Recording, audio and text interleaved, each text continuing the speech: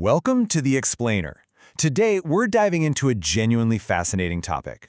We're looking at the architecture of the early Islamic State, and specifically, how its founders prioritized moral substance over rigid bureaucratic structures. It's this incredible look at political science and philosophy, pulled directly from our source texts, revealing how a highly flexible system was actually designed to protect a permanent moral core. So just think about this for a second. What truly defines a state? Is it the physical bureaucratic structure, the voting mechanisms and the institutions, or is it the moral compass, the actual delivery of justice? We so often get entirely caught up in the mechanics of how a government operates. But today, we're going to completely rethink our assumptions about government by focusing on this deep tension between rigid systems and absolute justice. Here's our roadmap for today. We'll start with the Barzakh theory, move into state architecture, and then explore three distinct historical models: elite consultation, trusted appointment, and popular election.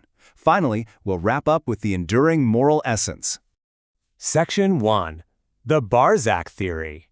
According to the source texts, a barzakh is essentially an isthmus, or a bridge. But it's really important to get this. It's not just some mathematical middle ground or a watered-down compromise. A barzakh is a dynamic, interactive state that arises when two very different poles encounter each other. It actually creates a balanced, elevated third state that integrates the absolute best of both forces without letting either one dominate or erase the other. Now, in the context of human society, those two poles look like this.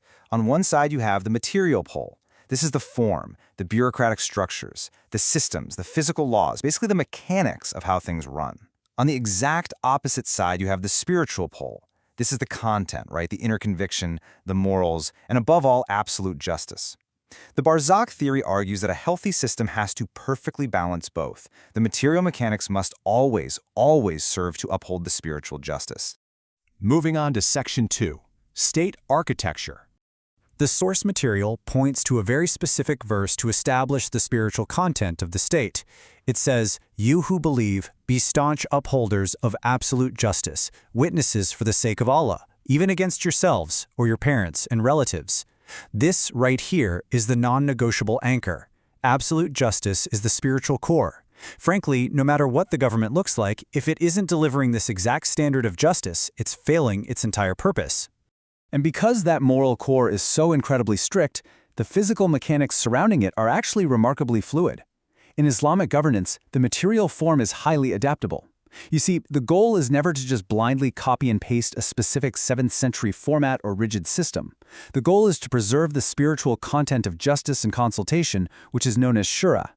If a brand new bureaucratic form serves justice better in a new era, well, the system simply adapts to it. To put this into perspective, right?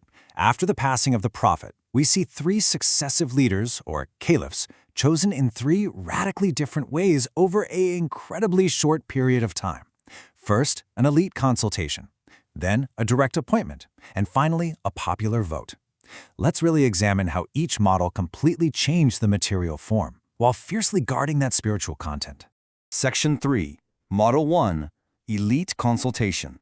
In the immediate aftermath of a massive leadership vacuum, the physical form took the shape of a highly concentrated elite consultation. Step 1, the societal elites and tribal leaders quickly gathered together. Step 2, they engaged in intense deliberation and debate to figure out who could unite the community. And Step 3, they reached a consensus, a shura, and selected Abu Bakr. This specific material form, an elite council, was perfectly suited for that exact high-stakes moment to prevent immediate fracture and stabilize the community, all while upholding the core principle of consultation. Section 4. Model 2. Trusted Appointment. Now, when Abu Bakr was nearing the end of his life, he completely bypassed that broad shura process. Instead, he directly appointed Umar. He did this based on absolute trust and Umar's undeniable merit. Abu Bakr prioritized immediate stability, knowing full well that a drawn-out debate might cause really dangerous friction at that specific time.